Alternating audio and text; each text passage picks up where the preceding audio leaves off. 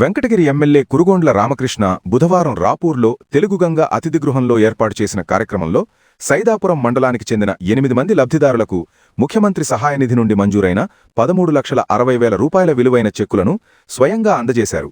అనంతరం ఎమ్మెల్యే కురుగొండ్ల రామకృష్ణ మీడియాతో మాట్లాడుతూ, గతంలో లేని విధంగా మన ముఖ్యమంత్రి పాలనలో సీఎం సహాయక నిధి చెక్కులను అందజేస్తున్నామన్నారు. కష్టాల్లో ఉండేవారికి ఎల్లప్పుడూ కూటమి ప్రభుత్వం అండగా నిలుస్తుందన్నారు. అదేవిధంగా స్థానిక కమిటీల నియామకం ద్వారా పాలన సులభతరం చేస్తున్నామన్నారు. సైదాపురం మండలంలో 14 సంవత్సరాలు దాటిన బాలికలకు గర్భాశయ ముఖద్వార క్యాన్సర్ రాకుండా హెచ్పీవీ వ్యాక్సిన్ కార్యక్రమాన్ని నిర్వహిస్తున్నామన్నారు. ఈ కార్యక్రమంలో సైదాపురం టీడీపీ మండల అధ్యక్షుడు సుబ్రహ్మణ్యం రాజు, సొసైటీ అధ్యక్షులు అమ్మినేని సుబ్రహ్మణ్యం నాయుడు, సైదాపురం మండల టీడీపీ నాయకులు, కార్యకర్తలు పాల్గొన్నారు.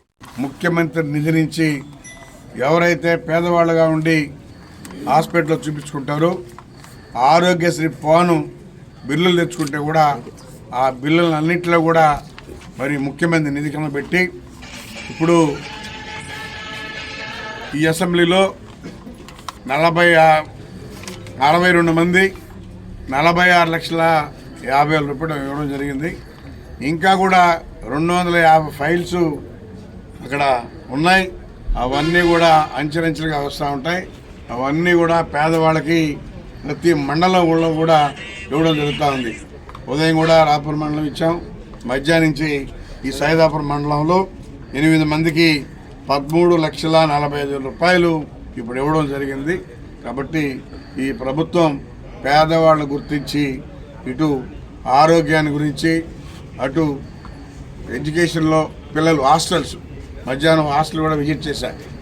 గురుకులు, ఎస్టీలు, మరి వెనకబడ్డ తరగతుల వాళ్ళు హాస్టల్కి వెళ్తే బ్రహ్మాండంగా వాళ్ళకి ఉదయం పాలు కానీ, అదేవిధంగా పాలు టిఫిన్, మళ్ళీ మధ్యాహ్నం భోజనం, గుడ్డు ప్రతిరోజు ఉదయం ఇస్తారు.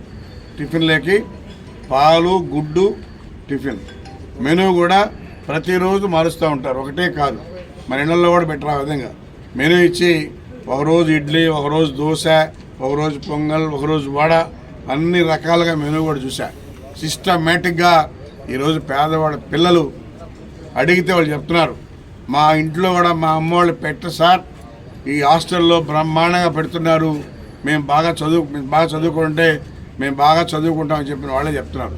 ఎందుకంటే మన ముఖ్యమంత్రి వాళ్ళు ఆరోగ్యంగా ఉంటే బాగా చదువుకుంటారనే కాన్సెప్ట్తో ఈరోజు హాస్టల్ అన్నింటికి కూడా బ్రహ్మాండమైన ఫుడ్ ఇచ్చి వాళ్ళని బాగా స్ట్రెంథన్ చేసి బాగా చదువుకోమని చెప్పని ఎంకరేజ్ చేస్తూ ఉన్నాడు.